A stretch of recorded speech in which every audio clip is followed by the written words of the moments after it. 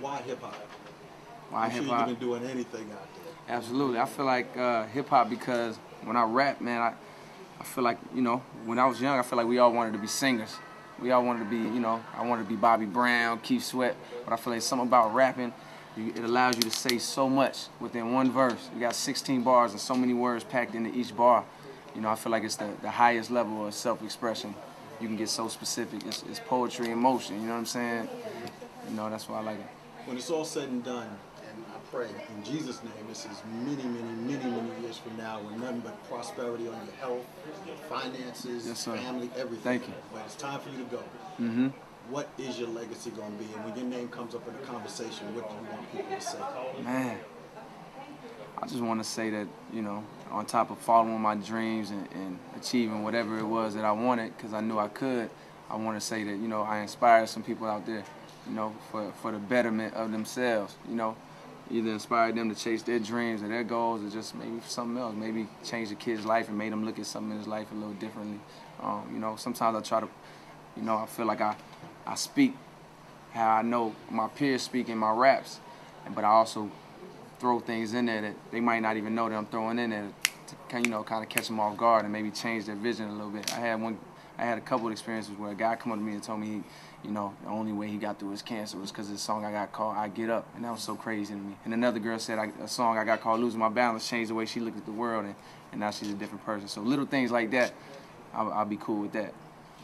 What's up, y'all? This is J. Cole, and you are now watching Brand News.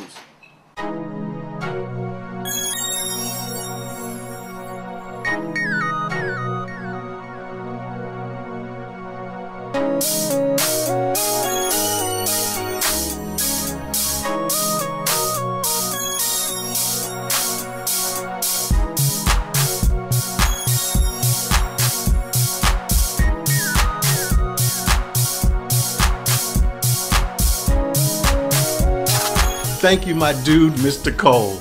Hello and welcome to the BNZ World Report's Week in Review, where hip-hop has a new direction with positive news and important information from around the world and even up the street.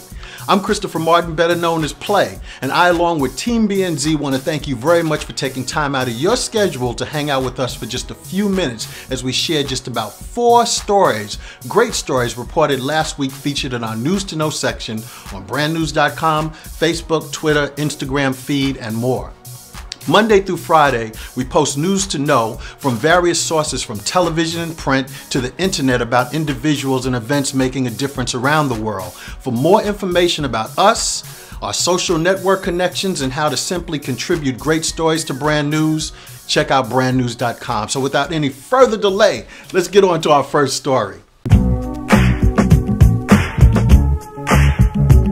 Our first story comes from our friends at allhiphop.com, and it reads, ESPN's Chris Broussard says hip-hop is a symptom of social problems, not the cause.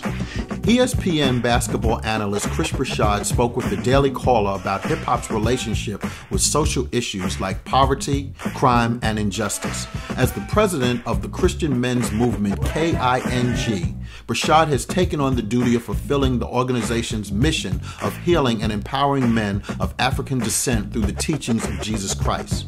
Part of that objective includes bringing light to systematic racism that still affects the black family and the hip-hop community. Broussard points to 2 recent respective studies done by the Sentencing Commission and Brandeis University's Institute on Assets and Social Policy that reveal that there are significant racial gaps in both prison sentencing and household wealth in the United States. Young rappers are writing about the things that they see and may, in some cases, experience in their neighborhood, said Broussard. Poverty, injustice, crime, fatherlessness, family breakdown, because all this exists in their community. For more about Chris Broussard, K.I.N.G, and this story, please visit News to Know at brandnews.com. Right now, we're going to go to our dude, Jay Sweet, with another great Team BNz special report. Yo, Jay, what's really good?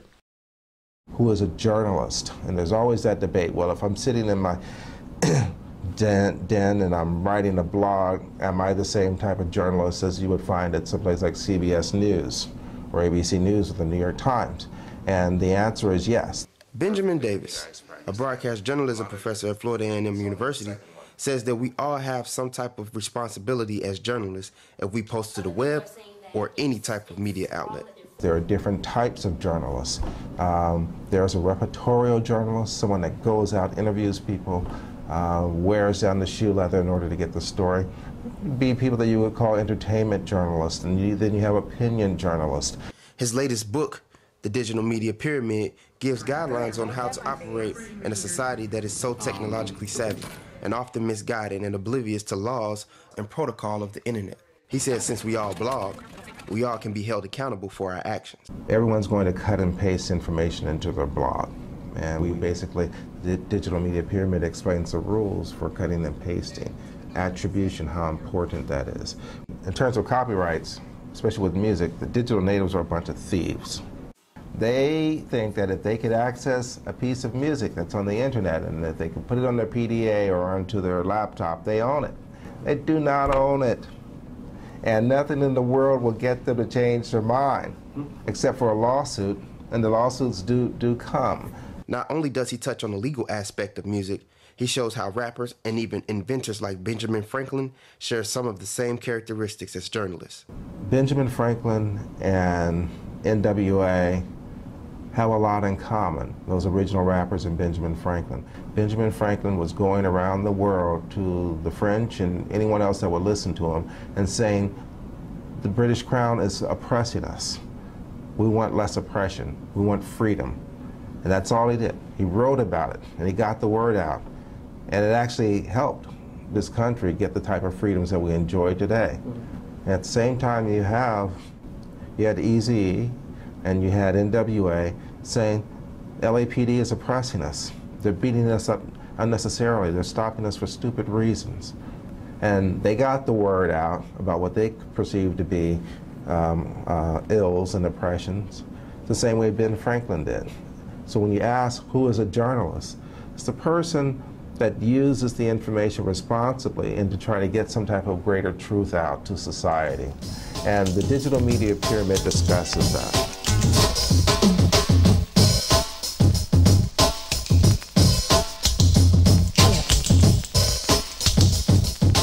Thanks, Jay. Great work as usual. And to you, Professor Davis, congrats on the book, and we hope that it achieves everything that you hope that it will, and even more. Now on to our next story that comes from thegrio.com, and it reads, A Desperate Need for Internet in Our Urban Schools. For years, parents and educators have argued over the role of technology in the classroom. A poll of some of the most qualified teachers in America conducted by the Pew Center on the Internet and American Life recently revealed how thoroughly digital tools and the Internet have been integrated into education.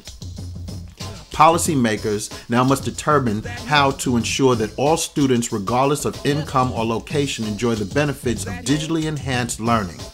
Getting students in undeserved communities access to these educational tools is critical. American kids are facing global competition, and according to the Pew poll, digital tools are becoming difference makers for students in achieving a high standard of education. In the global competition the U.S. faces, we can't afford to leave any kids behind.